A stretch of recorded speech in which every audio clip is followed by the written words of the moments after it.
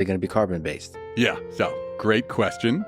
And this question gets to the heart of thinking about life, right? About what life is. And this is the physical part of that. There's also sort of the informational part of it.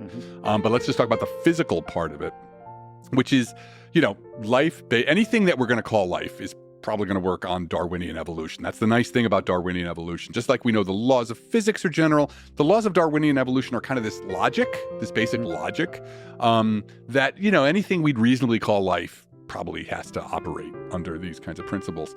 And so, evolution is about solving problems that, to survive, that the environment presents. And the environment is always going to present these problems in physical and chemical terms, so that you'd expect a kind of balance between what we call convergence, evolutionary convergence, and evolutionary contingency.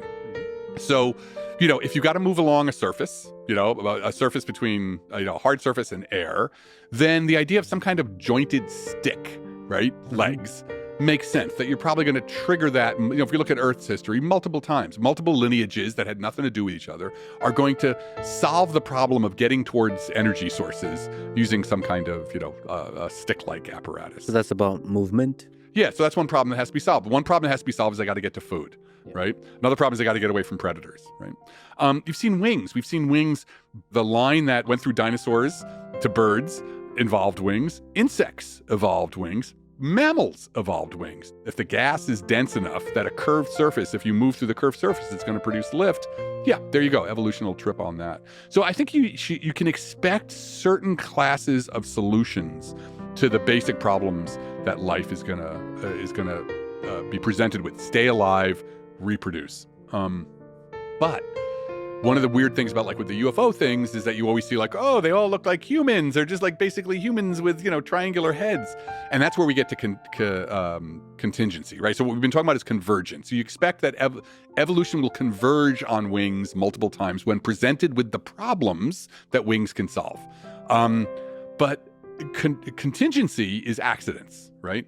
That, you've got something that's evolving a certain kind of wing, a leathery wing, right? And then, the climate changes and they all die out. End of story. Or, an asteroid, total accident, asteroid hits. And so contingency, accidents play also a huge role in evolution. And one of the things that, lots of evolutionary biologists have talked about is the idea that if you ran the tape of Earth's history over again, would you get the same creatures? Now, Stephen Jay Gould was of the opinion that no way, that you wouldn't find anything on Earth that resembled any species today. They've done experiments actually on this with E. coli. You take a bunch of E. coli, you let them evolve for a while, you take a bunch of them out, freeze them, let that population continue to evolve. The other one's frozen. Now start it over again with the frozen. And it seems to be that contingency tends to win, right? The contingency, at least from what we can tell. I mean, that's not a hard result, but in those experiments, what you find is that accidents really do matter. So the idea, and this is important. So yes, you should expect legs or jointed sticks. How many joints they're going to be? Anybody's guess. Do you expect humanoids, things with a sensing apparatus on top of a shoulder with two arms and two legs? That's probably a pretty random set of occurrences that led to that. I guess what is a brain versus the nervous system? Where is most of the cognition computation going on? Yeah. You could see that in organisms.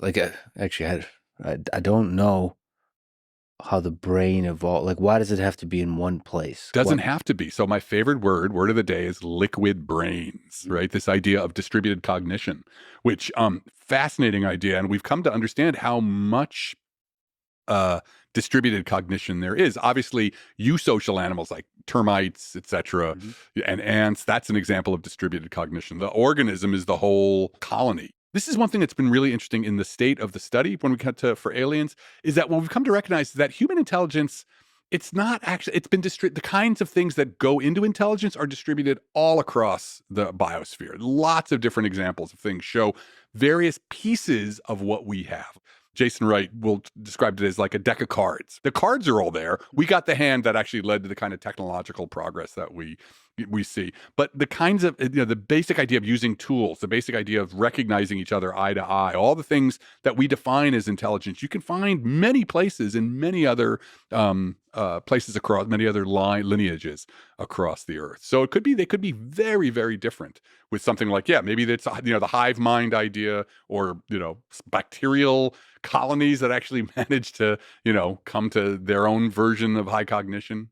Well, I wonder if we stretch out time across tens, 20 billion years, whether there's a Darwinian evolution stops working at some point in terms of the biology or the chemistry of the organisms, and it switches to ideas, for example. It's much more rapidly, you're operating, maybe, I guess it's a kind of Darwinian evolution on the space of memes or whatever. As technology seems to operate but certainly markets can operate in ways that look very Darwinian. So basically, a planet is working hard to get to the first kind of organism that's able to be a nice platform for ideas to compete. Yeah. And then it kind of stops evolving there. And then it's ideas that take off. Right. Because, cultural, it's true. It's amazing that cultural evolution totally disconnects from the Darwinian process. But I'd be careful to say that, like, a planet is working hard to do this, because, it's really important. Looking at us, like, what we think of as ideas and culture, and, it's quite possible we're going to make it another 200 years and this is gone, right? Because it actually wasn't a very good idea long term. I mean, we just don't know. Oh, so maybe the